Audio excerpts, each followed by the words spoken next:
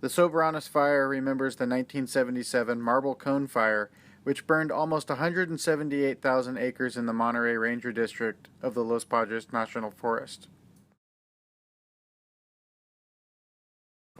58% of the Soberanes Fire burn scar is within the same footprint as the Marble Cone Fire.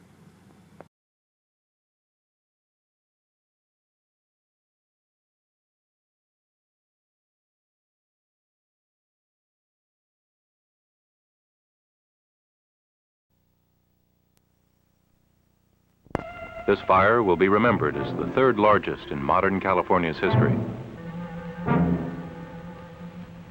For 18 days, the fire raged, out of control.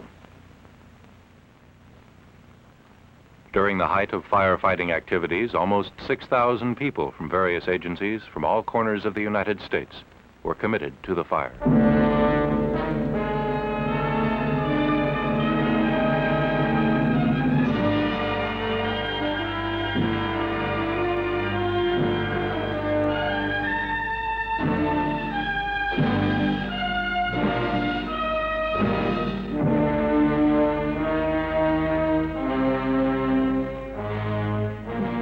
Our thanks to these Monterey County television stations.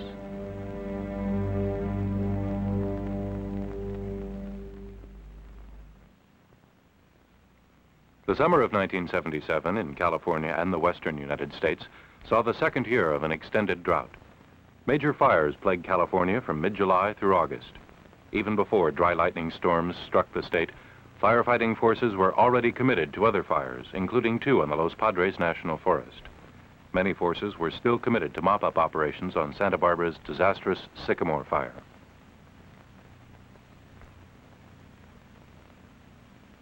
The first wave of lightning started in Southern California and gradually moved northward, hitting Monterey County by mid-afternoon of August 1st. In its wake, 8 fires were started by dry lightning. 4 of these were on state-protected lands in the northern part of the county and were brought under control by the California Department of Forestry. The other 4 fires were started inside the Ventana Wilderness, an area of 98,000 acres of the steepest, most rugged, inaccessible terrain found in California. In anticipation of this storm, Monterey District Ranger Bob Brazil moved engine crews to the Coast Ridge Road along the western edge of the Ventana. This move later paid off, as 1 engine crew was successful in controlling 1 of the 4 fires. Initial attack crews available for these fires included 4 engines, 3 air tankers, and 1 hand crew, for a total of 42 personnel. Fire number 1, Marble Fire, was manned immediately, but the intensity of the fire overruled all suppression attempts. Fire 2 was successfully put out by an engine crew. Fire 3 was put out by air tanker drops, and Fire 4, the Cone Fire, was left unmanned due to its inaccessibility and threat to the lives of firefighters. Moving upslope and westward, the Marble Fire rapidly reached the Coast Ridge Road. All resources were focused here to keep the fire from breaking over the Coast Ridge and threatening coastal communities such as Big Sur. Bulldozers were immediately ordered and began arriving early on the first evening. Hand crews carefully worked the north flank and into the Ventana Wilderness. Although bulldozers were available, it was impossible to use them to go into the wilderness as the terrain was too steep and too rugged.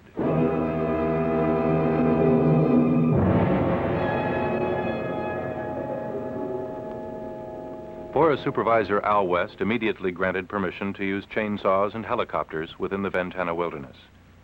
Limited from landing in many places by rugged, steep terrain, helicopters were used extensively for water and fire retardant drops. During the evening of the first day, it was seen that the Marble and the Cone fires would escape all initial control efforts. It was also evident that they would both become major fires. That night, 2 Class 1 fire teams were ordered.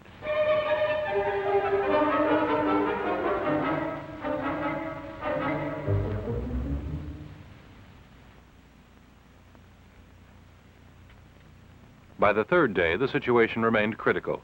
Almost 13,000 acres had burned. The Forest Supervisor ordered a 3rd fire team, plus a GHQ team to coordinate the overall fire suppression effort. It was now obvious that the 2 fires would burn together. It remained difficult to place adequate manpower safely on the remote Cone Fire. One major obstacle in fighting this fire was the steep, inaccessible terrain covered with brush too dense to walk through. At the height of suppression activities and on days when the smoke cleared, 19 air tankers were used to provide an aerial assault on the fire. Initially, the air tankers were used to slow the advance in 6 separate directions. This gave firefighters on the ground a chance to cut their way to the fire. Later, airdrops strengthened fire lines for backfiring operations. Before the fire was controlled, almost 1 million gallons of retardant were dropped.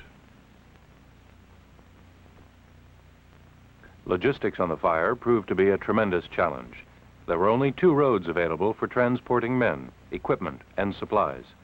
The Coast Ridge Road and the Indians Arroyo Seco Road were 3.5 hours of driving time apart. Fire personnel were serviced by 7 fire camps scattered along the 160-mile perimeter of the fire. The general headquarters in King City was 15 miles away. Due to the inaccessibility of the area, it took some crews 5 hours to hike to their assigned sector, compounding the challenge of fighting this fire. Dense, heavy vegetation was another obstacle in fighting the marble cone fire. It was the major factor contributing to the violent fire behavior. In January of 1974, an unusual snowstorm crushed brush and trees, creating an area 100,000 acres in size with a 3 to 5 foot layer of compacted dead fuel. Over most of the fire area, this amounted to 40 to 50 tons of volatile fuel per acre, and in some areas as high as 60 to 80 tons per acre. 1 acre of this type of burning fuel would release the same amount of energy as 6,000 gallons of gasoline, a condition that was extremely dangerous and difficult to anticipate.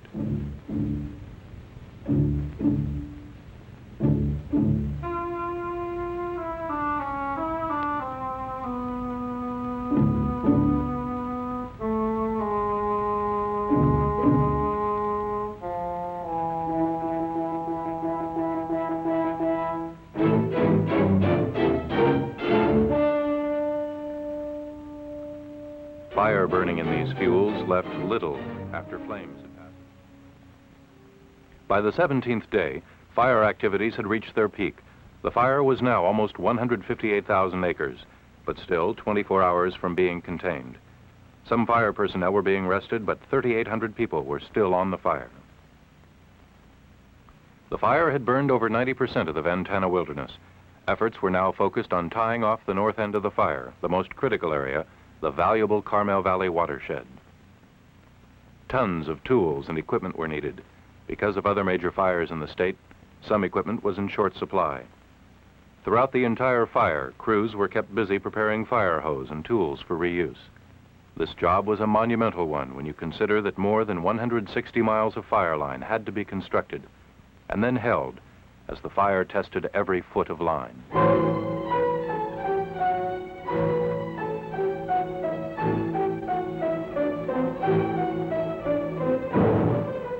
In order to protect the many structures and homes that were located in populated pockets around the fire, it was necessary to set backfires. The marble cone fire was unusual from the standpoint that all final control lines were indirect. Backfires were set along indirect lines to widen the control line before the onslaught of the major fire front. Fires are usually cooler. They resulted in less damage to the resource.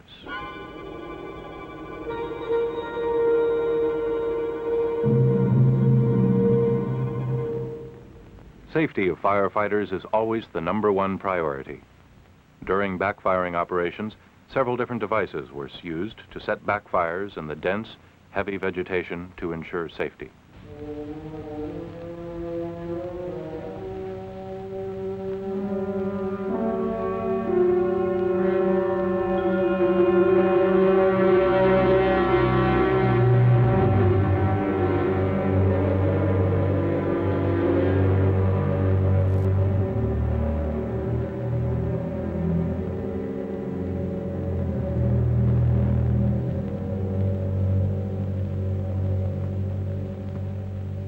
Fire trucks from California Department of Forestry and Office of Emergency Services arrived from all over California. Staged in various locations, The OES trucks were used to assist in backfiring operations and to protect homes and structures threatened by the fire.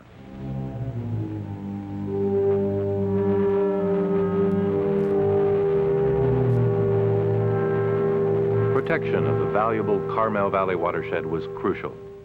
It was necessary to use bulldozers to construct a fire line across the northern portion of the Ventana wilderness. In emergency conditions, such as fire, the Wilderness Act of 1964 provides that mechanized equipment can be used in wilderness areas. Using this authority, and after careful evaluation of all alternatives, Supervisor Al West approved the use of bulldozers to construct this line. This was the first time since the fire started that the terrain permitted the use of heavy equipment, such as dozers, in the Ventana wilderness. West also assigned resource foresters to this operation to help make on-the-spot decisions that would minimize any changes to the area where bulldozer lines were constructed. The third major obstacle on this fire was poor visibility. Due to atmospheric inversions, there were many days that air tankers, helicopters, and reconnaissance aircraft could not be used. Often conditions were marginal.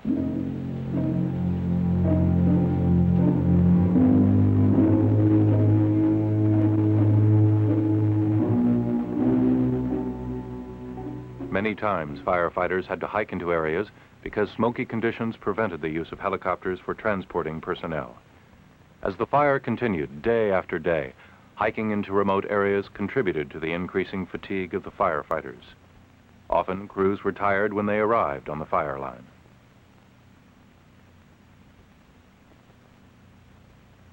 Even with all the sophisticated and modern firefighting techniques, crews relied on the old standby, pack mules and horses.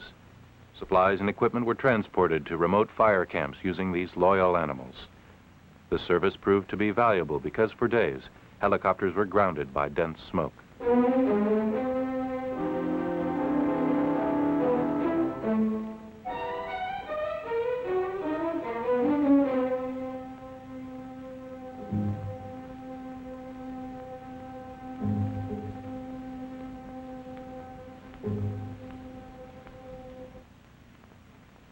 Normally, nighttime means a slowdown in burning activity.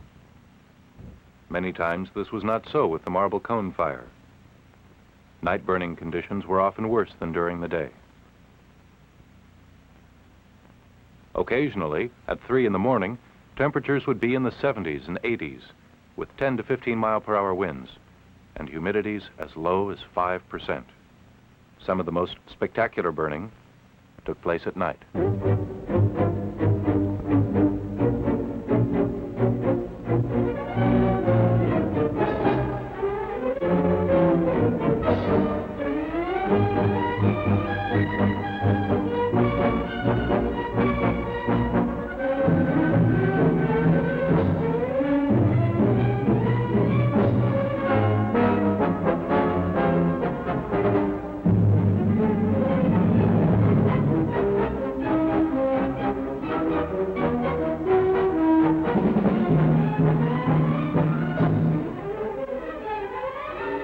Finally, after 18 days of burning out of control, the marble cone fire was contained. 3 days later, it was brought under full control, but not before it had burned over 175,000 acres.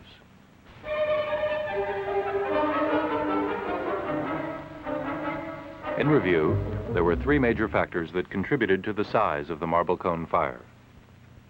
1, steep, rugged, inaccessible terrain.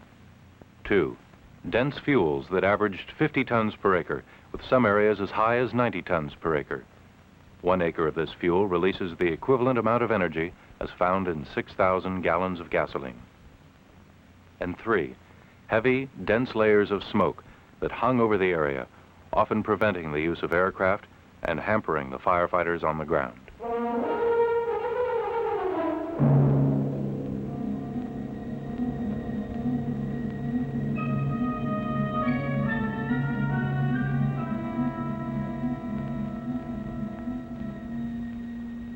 To overcome the visibility problem, a special technique was used. What you are viewing is a copy of an actual black and white videotape made with an infrared device. Mounted on the outside of a helicopter is a forward-looking infrared unit, commonly called a FLIR. The bright white areas are sources of heat, and the dark areas are cool, like canyon bottoms, for example. The FLIR unit recorded these scenes through a thick cloud of smoke 3,000 feet thick. The helicopter was flying above the smoke layer. The use of infrared equipment permits viewing through the smoke. FLIR is a relatively new technique available to the Forest Service. Research on this project is being managed through the Forest Service Equipment Development Center in San Dimas. The FLIR unit itself was designed by a research company in Santa Barbara.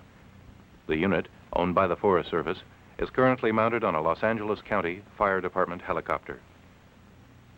In addition to recording the edge of the fire, the FLIR unit also distinctly reveals hot spots or spot fires that may be in advance of the main fire. Critical information needed to keep firefighters out of dangerous situations. As the helicopter flies over the fire, the information is recorded on videotape. This tape is then flown to the fire camp, where the fire boss and his staff can view it on a TV screen, thus keeping up to date on the status of the fire. Someday, it will be possible to beam this information from the helicopter directly to the fire camp. Considering that the fire lasted 21 days, involved almost 6,000 people, and was battled on rugged terrain with explosive fuel conditions, very few injuries occurred. The majority of injuries were minor: eye irritation, poison oak, cuts and scratches. This excellent safety record is attributed to the active concern for the firefighters by the fire bosses and the crews themselves. The use of goggles, hard hats, flame-resistant clothing, fire shelters, chainsaw shafts, and gloves prevented many injuries.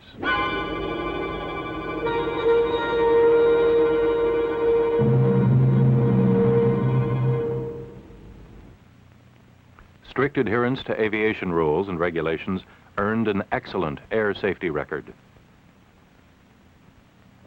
In many cases, firefighters were dwarfed by the high, dense brush. It would take one firefighter a full 12-hour shift to cut 66 feet of fire line. Most of the time, it was physically impossible to use heavy mechanized equipment, but when it was possible, bulldozers, fire trucks, and large water tenders were effective.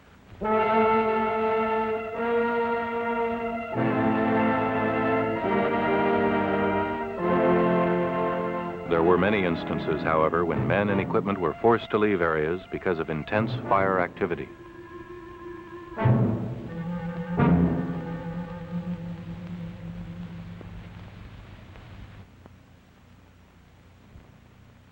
Fatigue was a factor as the fire wore on.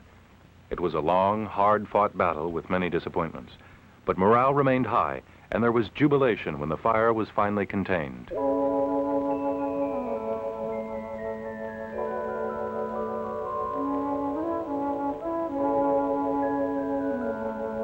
The citizens of Monterey County expressed their thanks. Signs along the roads leading to the many little communities that were protected from destruction offered their gratitude to the firefighters.